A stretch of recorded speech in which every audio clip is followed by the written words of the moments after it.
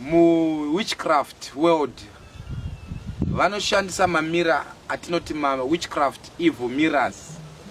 Basa ramamira aya ndere kumonita vanhu kuti rinenge rakakutarisa kuti unokwanisa ngori kwauri munhu ari kukumonita asitombori pedyo newe atori kana kumusha kwako but achikwanisa kuene access kulife yako kuburikidza neatinoti monitoring mirrors. Mamwe acho unonzwa mumiri mako chaimo kuti mune zvinhu zvinofamba but zvinhu zvazvingofambe pese pese zvine time yazvinofamba. Panofamba zvinhu izvi kune zvinhu zvezvichiitika zvinoacta setreka mulife yako kuti unokwanisa kunge uri kure but uchimonitwa uchirondwa tsoka dzako. Saka patinopwanya mamira aya chatinenge tichiita kupwanya zvose network yemuwengi inoshandiswa kuongorora tsoka dzako kwauri kuenda kwauri kubva nezvingadai zvichida kuitika mulife yako zvakanaka zvavanokwanisa ivo kumisa nekuda kwemamira aya. Saka uchaona kuti mira iri rinokwanisa kushandiswa muwitchcraft kutarisa life yemunhu kumonita zvida kuitika. Vamwe vanotokonzeswa maaccident ezvo zvitaura kuti aita accident. Saka chavanoita kutarisa kuti ezvo zvaakufamba chii chatingaita zvinhu zvoprojectwa munzira dzako pachishandiswa mamirrors anoongorora nekuvheneka tsoka dzako nekwauri kuenda. Saka mwana wakaita maaccident nekuda kwokuti waionekwa pachivhitivhiti kana kuti pamira remuvengi wako.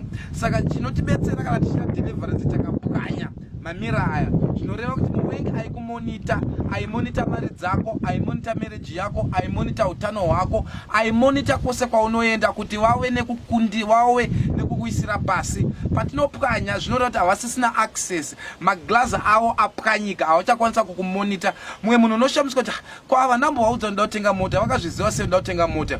Zvazvinoita ipapa mweya wako unodainzwa wotanga kufumuka kana totanga kuratidza zvaunoda kuita, wotanga kuratidza even maplans. Uchaona kuti dzimwe nguva vaingotaura muri mumba in-house muri tu nemwe wako but zvinhu zvamakataura muri tu nemwe wako zvakazikanwa kumusha kwausina kumbobvira waenda, kwausina kumbobvira wafonera nekuda kwekuti vakaonekwa vakavhenekwa nemamira aya. Saka pavanoshandisa mira ipo vanotarisa kuti uyu munhu onai akuda kubudirira, tarisai mwana akuda kubudirira, vachimisa kubudirira kwako kuburikidza nemamira.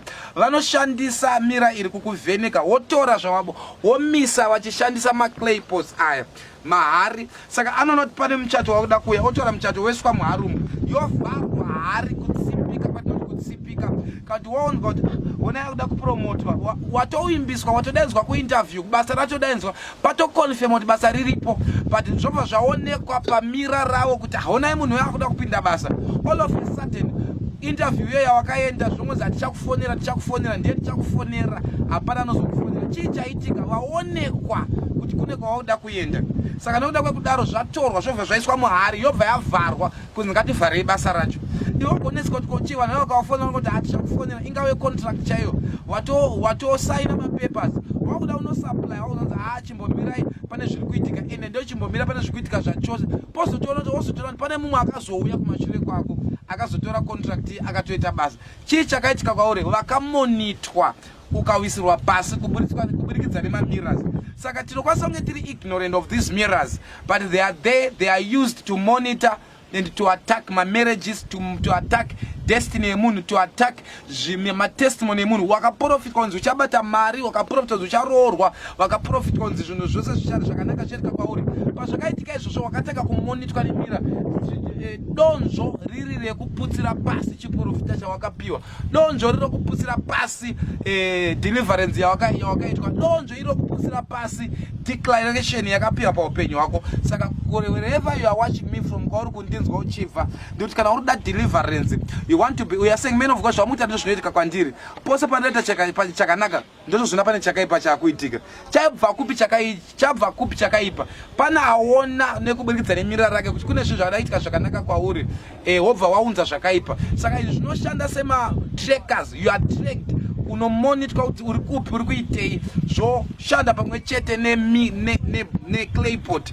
Woisa zvawaona apa kuti uyo wobva waiswa mumira, woona zvinhu wobva waiswa muclaypot, ona zvinhu zvichafamba. Chii chaitika? Watsipikwa. Saka vazhinji mabasa avo akatsipikwa, mamereji avo akatsipikwa, wakaenda kuchikoro wakapasa zvose, asi mapepa ako akatorwa akaiswa mahari akavharirwa, nzi hafi akaona basa. Regai aende England achanoshandira pasina, regai aende South Africa achanoshandira pasina, regai aite manager achanoshandira pasina, regai aende kwose kwaangaende achanoshandira pasina. Why? Because they are monitoring you. Saka pose paunoita mari panobva panzi abata mari, sendai maproblems. All of a sudden problems are activated in your life, and my problems here anongomirira chete nguva yekuti wane chinhu chawakohwa chawabata muoko ako, donzvo racho riri rekuputsira pasi zvose.